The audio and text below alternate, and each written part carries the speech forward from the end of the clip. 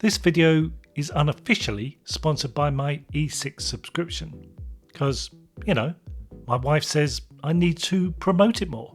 Blame her then. Now, first of all, I have an apology to make. The title of this video is a lie, a blatant lie. It's clickbait, if you like, and purely titled as such because it's the only way to get you all to watch this.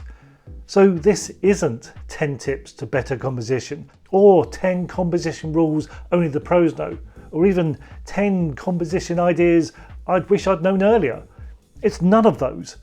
This isn't a list of composition rules, tips, or ideas that you need to know. And in this video, I'll tell you why that is.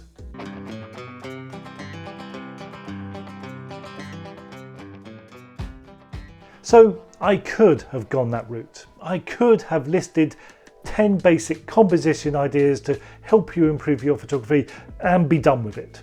But that's not how I work.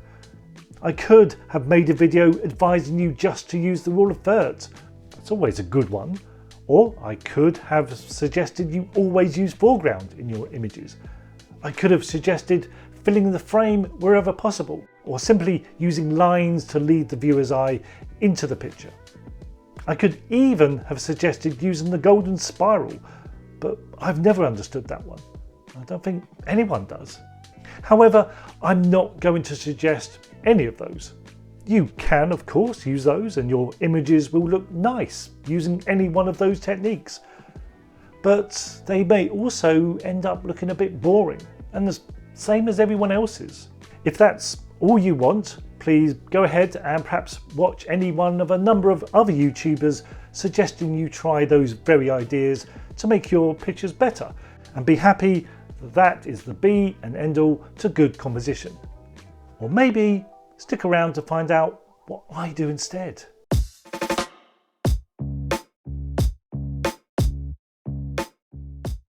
So instead of learning the rules, you need to learn what doesn't work, or what supposedly doesn't work, and why. Why are certain compositions perceived as not correct and fail in some way? If you don't use the rule of thirds, will your images fail? If you don't have any foreground in your scene, will your image again fail? If you place your subject in the middle of the frame, will your result fail? Therefore, with that in mind, never place your horizon across the centre of the frame, as it will again fail. But why? Says who? Now, I admit all these are quite valid as ideas, but also flawed at the same time. So why can't a key subject be placed anywhere other than on the rule of thirds? Or can it? Why should you place your horizon high or low in the frame, again adhering to the rule of thirds? Well, here they say with it right across the centre, it neither biases the attention towards the land or the sky, and one should dominate. Really? They say don't place your actual subject in the centre because that makes it look static and perhaps boring in some way. Yeah, not so sure about that. If you can learn the reasons why these are frowned upon, or why the result is deemed to fail, then you can choose if this is right or wrong yourself and decide for yourself, not because what someone else says or a guidebook has told you.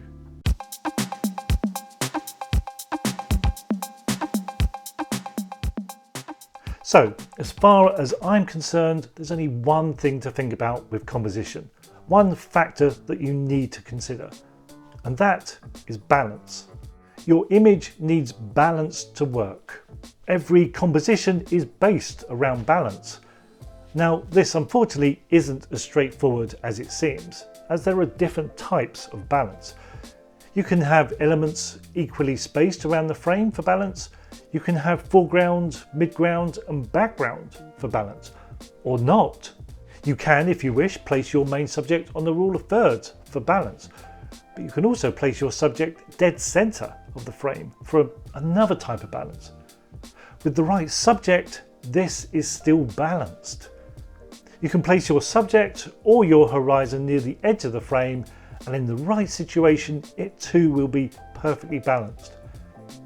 All you're doing each time is placing objects around the frame to create balance. But this is based on the scene in hand, the situation you are shooting, and your own vision or interpretation. What do you think is right? What rule are you playing by? The only difficulty here is that it can look wrong. It can be unbalanced.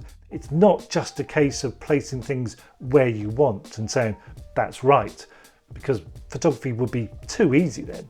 Again, it's understanding what is right or wrong for the given situation.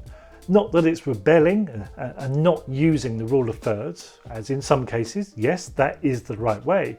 Or sometimes leading lines are the key technique to make a result work and balanced. But is that on this occasion?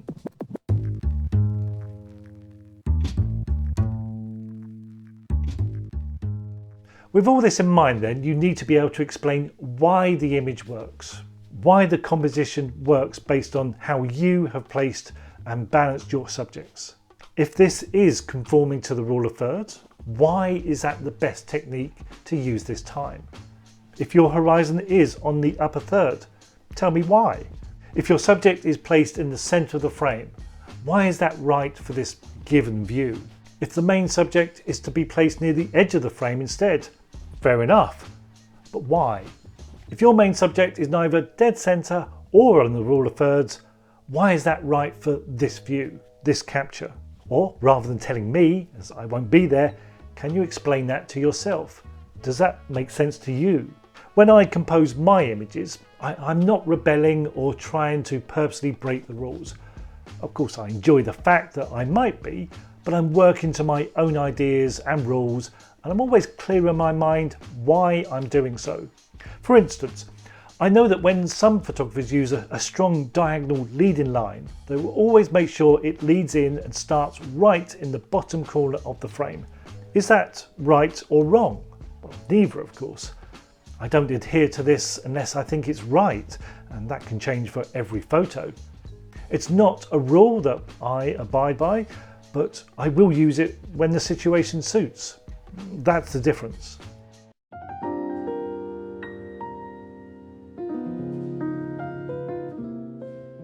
Now, one can only really know if they have mastered composition if you never have to think about it. When you naturally place subjects around the frame rather than consciously think about it, then I think you have cracked it. You naturally know what you need to do, what feels right. It matches the look and the feel you are after and how this will work. And this will depend on focal length, the format you are working with, and your intention. So for those who crop their images in post rather than choosing the crop in camera, I don't see how you work like that. How can you apply the correct composition when you don't even know when shooting what the final format will be? How can you recrop this to a vertical format if you didn't have this in mind when shooting? If you feel your images are failing, if you need advice about composition, which I guess is what you are here for, then you perhaps need to change the way that you work. Now this all takes practice, of course. You need to take lots of pictures to understand the process. However, slowly but surely you'll begin to work out for yourself what works and what doesn't. And you can throw away that book on composition or stop watching those type of YouTube videos.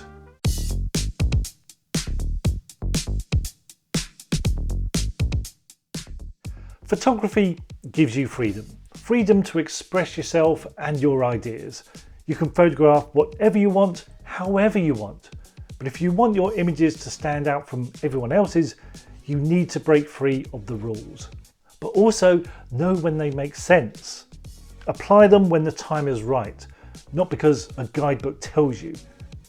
It's simple to define a composition that's using the rule of thirds and perhaps why that might work, but not so easy to reveal when it's the wrong technique to use. If a scene doesn't move you in some way, you probably shouldn't be photographing it.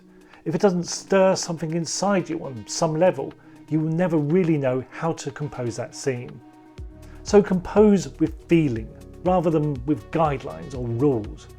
By all means learn the basics, but don't let them dominate your work or ideas. Anyway, I hope that inspires your next composition in some way. So thanks for watching, and I'll see you next time.